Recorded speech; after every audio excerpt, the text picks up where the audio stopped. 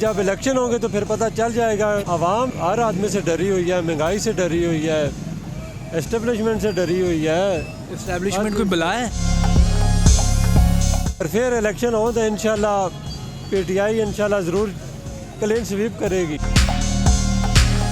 Police اٹھا کے لے کر چلی گئی, پھر کیا کریں گے؟ عمران خان بھی جیل میں, ہم بھی ان کے ساتھ ہی ہوں گے ادھر ہی اندر. عمران خان سے اتنی محبت. وعلیکم السلام. کیا نام ہے جناب؟ میرا نام آصف.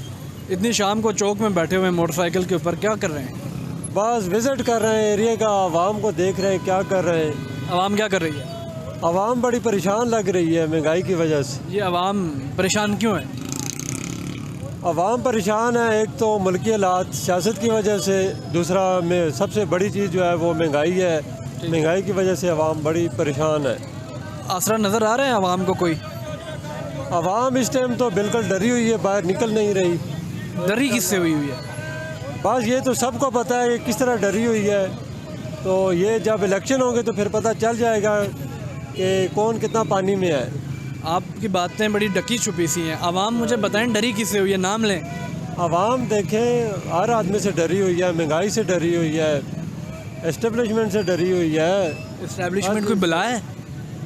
بلا تو نہیں ہے, لیکن آج کل کے جو حالات چل رہے ہیں تو اس سے کافی عوام مایوس ہے.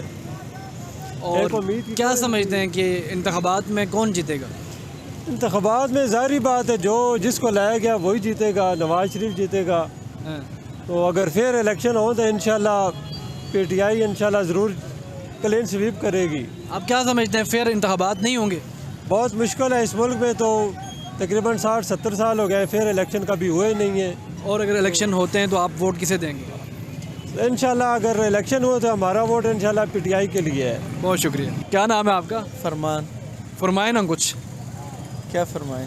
آپ کی مونچھیں بڑی پیاری ہیں. اچھا, یہ تو اللہ کی دین ہے, تو سٹائل ہے آج کل. کہاں سے؟ کوہاٹ. کوہاٹ سے ہیں, پختون ہیں؟ جی. کوہاٹ میں کنونشن ہوا پی ٹی آئی کا اور وہاں پر روکا گیا پی ٹی آئی والوں کو, جبکہ بلاول بھٹو صاحب کا بھی وہاں پہ جلسہ ہوا, انہیں نہیں روکا گیا. کیا وجہ ہے؟ بس یہ تو حکومت سراسر زیادتی کر رہی ہے کہ پی ٹی آئی والوں کو روک رہے ہیں اور جو مقامی جلسے کر رہے ہیں. آپ ووٹ دیتے ہیں کسی کو؟ ہاں, ہم کسے؟ خان صاحب کو دیتے ہیں. خان صاحب کو ووٹ کیوں دیتے ہیں؟ بس وہ ہمارا پسندیدہ لیڈر ہے. عمران خان آپ کا پسندیدہ لیڈر کیوں ہے؟ بس اس نے قوم کے لیے کیا نا, قوم کو جگایا. آپ سوئے ہوئے تھے؟ ہاں بالکل صحیح ہوئے تھے ہم. جاگنے کے بعد کیا معلوم ہوا؟ بہت کچھ, جیسے کہ آپ خود دیکھ رہے نظر آ رہے ہیں سب کچھ. اب کیا میں بتاؤں, بہت سی چیزیں ہیں جو انہوں نے کروائے.